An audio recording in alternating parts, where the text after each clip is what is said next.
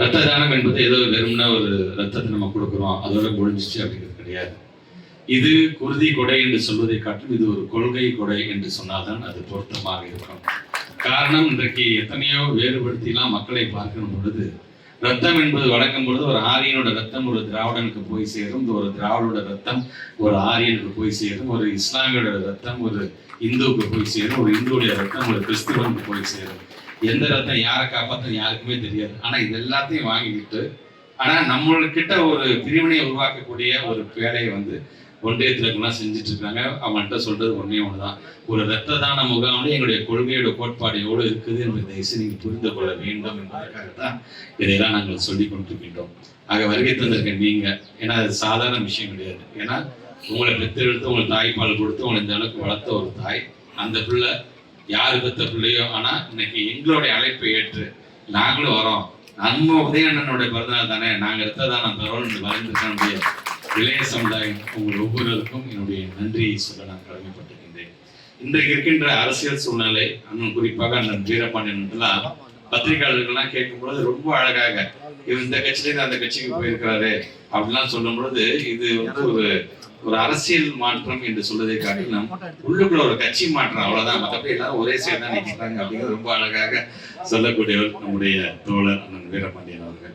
ஆக அவர் இன்னைக்கு வந்தது என்பது உள்ளபடியே எங்களுடைய திருச்சி தெற்கு மாவட்டத்திற்கு ஒரு மிகப்பெரிய ஒரு கௌரவமாகத்தான் அதை நம்ம பார்க்கணும். ஏன்னா பொது உடைமை இயக்கம் வரும் பொழுது நமக்கான ஒரு மிகப்பெரிய பெருமை. முத்தமிழ் கலைஞர் சொன்ன மாதிரிதான், பெரியாரையும் அண்ணாவையும் நான் பார்க்காமல் இருந்திருந்தேன் என்று சொன்னா நானும் ஒரு கம்யூனிஸ்ட்காரனாகத்தான் இருந்திருப்பேன் பெருமையோடு எடுத்து சொன்னாங்க. ஆக அப்படி அவருக்கு நெஞ்சுக்கு நெருக்கமான ஒரு பொது உடைமையை சார்ந்திருக்கின்ற ஒரு தோழர் நம்முடைய நிகழ்ச்சியை கலந்து கொள்கிறார் என்பது நமக்கான ஒரு மிகப்பெரிய ஒரு பெருமையாகத்தான் அதை நான் கருதுகின்றேன். ஆக தொடர்ந்து இந்த கிட்டத்தட்ட ஒரு 34 நிகழ்ச்சிகளை கடந்து நம்ம இது வரைக்கும் நம்ம நடத்தி இருக்கிறோம். அதை நடத்துகிற நிகழ்ச்சியை சார்ந்திருக்கின்ற அதை நடத்தி காட்டியிருக்கின்ற நம்முடைய ஒன்றிய கழக, நகர கழக, பேரூர் கழகத்துடைய செயலாளர்கள், பகுதி கழகத்துடைய செயலாளர்கள், மாநகர கழகத்துடைய செயலாளர்கள் என்று உங்கள் அனைவருக்கும் அதே போன்ற சார்பணிகளை சாதிக்கின்ற ஒவ்வொரு தோழர்களுக்கும் என்னுடைய நன்றிகளை தெரிவிக்க நான் கடமைப்பட்டிருக்கின்றேன். இன்னும் ஒரு 100 நாட்கள்ல ஒரு தேர்தல் வர இருக்கின்றது. தேர்தல் நாம் இப்படியெல்லாம் பணியாற்ற வேண்டும்.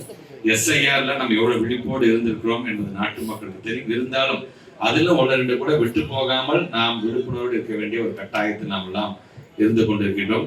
ஆக இந்த 19ஆம் தேதி நமக்கான விரைவு வாக்காளர் பட்டியல் வந்ததுக்கு பிறகு மீண்டும் ஒரு விழிப்புணர்வோடு அது சரியாகத்தான் அந்த பட்டியல் வந்திருக்கிறதா என்பதை பார்த்துவிட்டு மீண்டும் எங்கெல்லாம் விட்டு போச்சு அதை சேர்க்கின்ற பணியில் நாம் ஒவ்வொருவரும் நம்மளை முழுமையாக ஈடுபடுத்திக் கொள்ள வேண்டும் என்பதுதான் நான் உள்ள வைக்கக்கூடிய வேண்டுகோள். அதைதான் நம்முடைய கழகத்தினுடைய தலைவர் மாண்புமிகு தமிழ்நாட்டு முதலமைச்சரும் தொடர்ந்து அதை வலியுறுத்தி கொண்டிருக்கிறார். ஆக எது எப்படியாக இருந்தாலும் இங்கு நடந்த ஒரு 2-3 நாட்களுக்கு முன்பு நடந்த திருவண்ணாமலையில் நடந்த ஒரு மிகப்பெரிய ஒரு கூட்டத்தை நீங்க பாத்துங்க. அது ஒரு மண்டலத்தை சார்ந்த ஒரு கூட்டம் தான். ஏறத்தாழ 1,30,000 நம்முடைய வெறும் இளைய சமுதாயம் மட்டும்தான். கழகத்துடைய மூத்த முன்னோடிகளோ அல்லது தாய்மார்களோ கலந்து கொள்ளவில்லை. வெறும் நம்முடைய இளைய சமுதாயம் ஒயிட் அண்ட் ஒயிட்ல இளைஞர்களை மட்டுமே நீங்க பார்த்திருப்பீங்க. அதனால நம்முடைய தமிழ்நாட்டுடைய துணை முதலமைச்சர் சொல்லும் பொழுது கட்டுப்பாடே இல்லாத 1 கோடி கூட்டம் எங்களுக்கு தேவையில்லை, கட்டுப்பாடோட 1 லட்சம் கூட்டம் போது நாங்கள் நினைச்சதை எங்களால் சாதிக்க முடியும் என்று மிக தெளிவாக அழகாக எடுத்து சொல்லியிருக்கிறார்.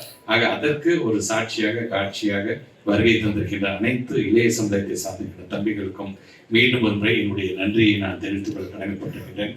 மீண்டும் ஒரு முறை நம்முடைய திருச்சி தெற்கு மாவட்ட திராவிட முன்னேற்ற கழகத்தின் சார்பாக தோழர் அண்ணன் வீரபாண்டியன் அவர்களை நாங்கள் வருக வருக வருக என்று வரவேற்று இந்த உரையை நிறைவு செய்கிறேன். நன்றி, வணக்கம். செய்திகளை உடனுக்குடன் தெரிந்து கொள்ள கீழ்கண்ட கேபிள் மற்றும் DTH நெட்வொர்க்குகளில் எம்நாடு செய்தி தொலைக்காட்சியை காணுங்கள்.